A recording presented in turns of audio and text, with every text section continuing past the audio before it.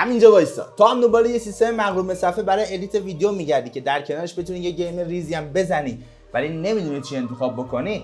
این کیس میتونه جزو بهترین انتخابا برای تو باشه.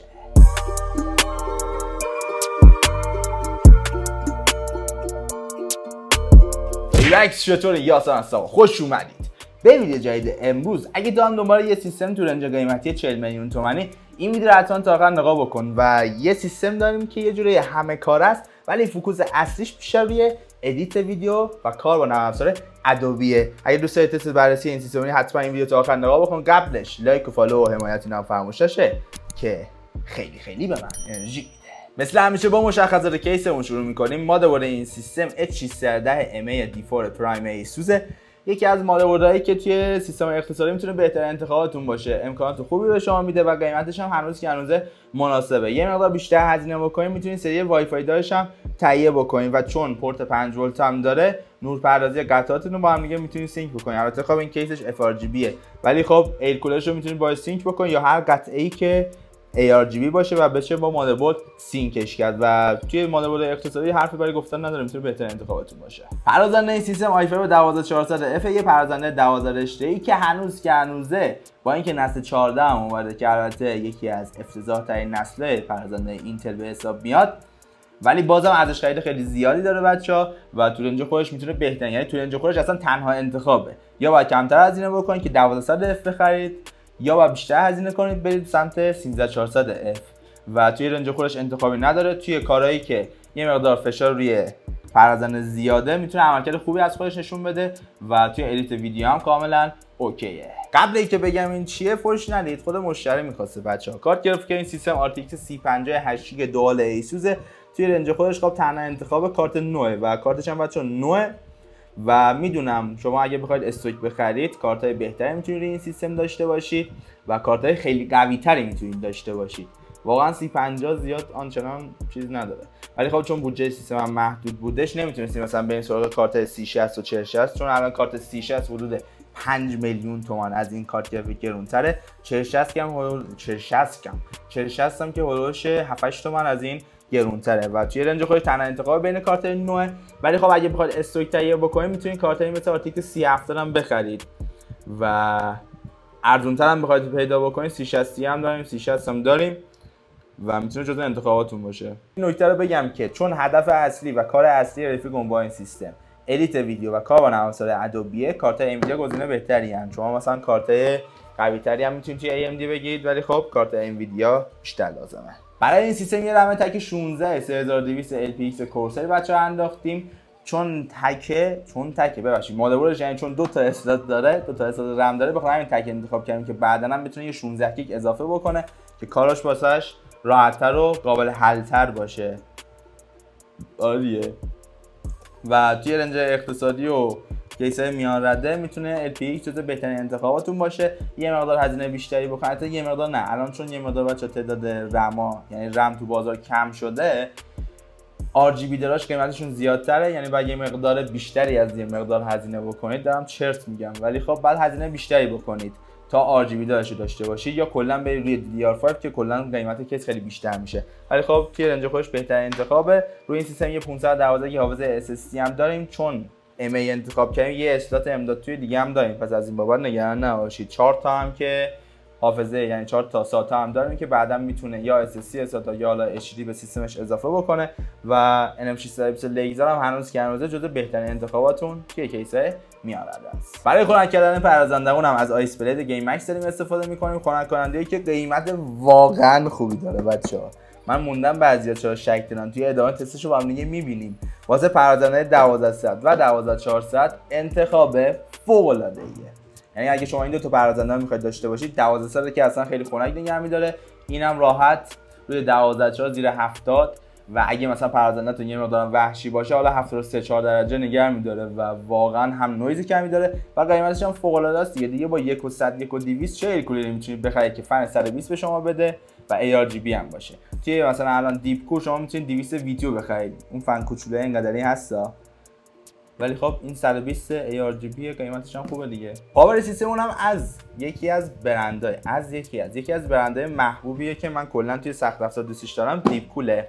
550 وات برنز دیپ کول که خیلی راحت از پس این قطعات برمیاد. توی بحث ارتقاش هم جا دارید واسه ارتقا دادن قطعات سیستمتون و نکته‌ای که هستش میمونه اینه که قیمتش هم مناسبه، حرف اضافی ندارم دیگه. و در نهایت میرسیم به کیس سیستممون استاراید از برند گیم مکس که این هم به انتخاب مشتریمونه بچه‌ها. نه اینکه کیس بدی باشه ولی کیس زیاد خوبی هم نیست، چون الان قیمتش رفته بالاتر و کیفیت بدنه و اون کلا در مجموع من زیاد نیستم باش. ولی خب 4 تا فن به شما میده که سرعت جریان هواش انصافا خوبه، یعنی حالا شما اینو کاری نداشته باشید که جلوش کلا پوشیده است ولی ایرفلوش خوبه و سرعت فناش هم واقعا خوبه، از این لحاظ خیالتون راحت باشه. ولی خب من یا مثلا ارزان‌تر از این میکنم یا بیشتر خودم. ولی خب البته این رو که میگفتش می‌خواست یه خورده نسبت به کیس‌های دیگه متفاوت بشه. دیگه کل کیس‌های اختصاصش میشد ایوی سفت و توی کیس‌های اختصاصی بچه الان کیسی قاب کیس خاصی تو بازار نیستش.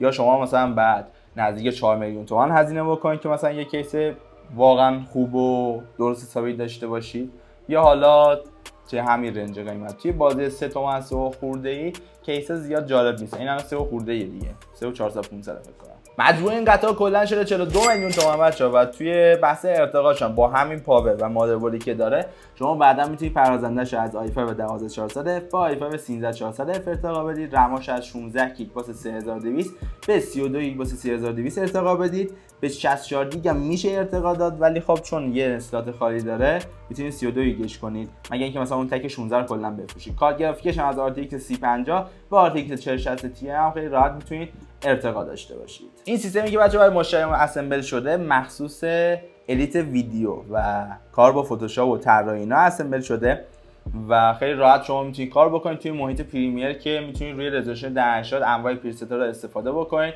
و مشکل و داستانی نداشته باشید. کلا بچه‌ها کسایی که ادیتور باشن میدونن یه مقدار مثلا طولانی میشه تایم ادیت زدن، اون لگ و تیکه کلا روی سیستم‌های های اند هم هستش که حالا یه مقدار اونا کمتر ولی خب عملکرد این سیستم خیلی خوبه و شما بدون مشکل میتونید راحت کار بکنید و ادیتتون رو بزنید و انواع افکت و اینجور داستانا رو استفاده بکنید. توی تست سرعت رندری هم که گرفتین یه ویدیو تقریبا 8 دقیقه‌ای 4K که یکی از ویدیوهای خودمه تقریبا توی 10 دقیقه اینا تستش انجام شدش که عملکرد خوبی داره و قابل قبوله، اوکیه. در کنارش اگه بخواید یه گیم ریزی هم انجام بدید کل بازی هم راحت جوابه، نه روی بالاترین تنظیمات گرافیکی ولی روی یه کیفیت خوب و اوکی به شما تحویل میده که جلوتر تست بازی ایناش هم گرفتم خیالتون راحت باشه و دیگه حرف اضافه نذاریم بریم سراغ تست این سیستم گوگلی. Let's go. تست اول تست دمای پرازنده روی فشار 100% با نرم افزار سیلبنچ. تست 10 دقیقه‌ای مولتیکور رو میگیریم و دمای پایه پرازنده‌مون هم 29 درجه است و بعد چند دقیقه دما رو چک می‌کنیم.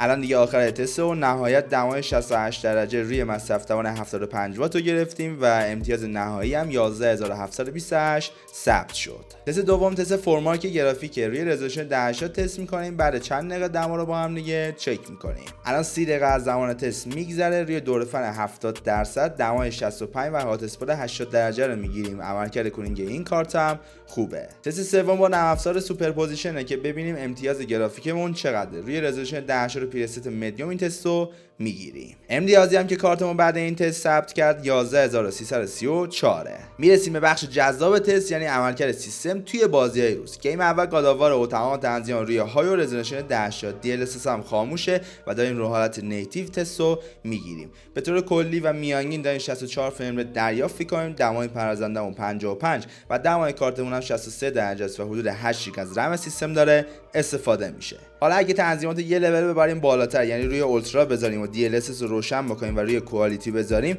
میتونیم مثبت 50 فریم ریت رو دریافت کنیم. گیم دوم فورزا 5 تمام تنظیمات روی های و رزولوشن 1080 DLSS هم خاموشه و میانگین داریم 102 فریم ریت دریافت می‌کنیم، دمای پرازنده‌مون 50 و دمای کارتمون هم 60 درجه است و حدود 8 گیگ از رم سیستم داره استفاده میشه که عملکرد خوبی تو این گیم داریم. میتونید توی این گیم تنظیمات هم یه مقدار ببریم بالاتر و فریم ریت مثلا مثبت 60 70 تا رو دریافت کنیم. گیم سوم گوست آف تسوشیما، رزولوشنمون 1080 و توی تنظیمات گرافیکی فقط تکسچر کوالیتی روی های گذاشتیم، بقیه تنظیمات روی مدیومه. به طور میانگین 57 فریم ریت دریافت کنیم، دمای پردازندمون 50 و دمای کارتمون هم 61 درجه است و 9.5 گیگ از رم سیستم داره استفاده میشه. حالا اگه روی همین تنظیمات DLSS رو روشن بزنیم و روی کوالیتیش قرار بدیم میتونیم بالای 60 هم برسونیم. گیم آخرم اسپایدرمن، تمام تنظیمات روی بالاترین درجه هستش و رزولوشن 1080 میانگین 77 فریم ریت دریافت کنیم، دمای پردازندمون 53 و دمای کارتمون هم 64 درجه است و حدود 10 گیگ از رم سیستممون داره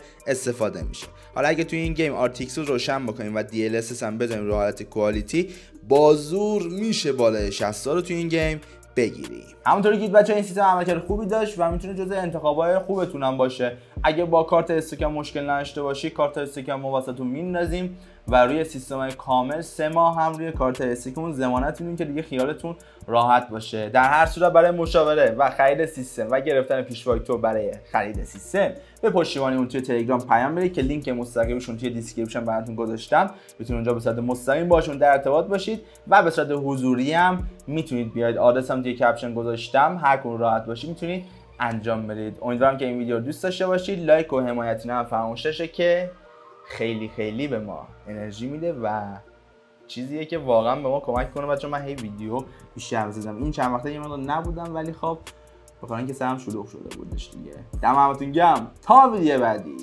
بوس با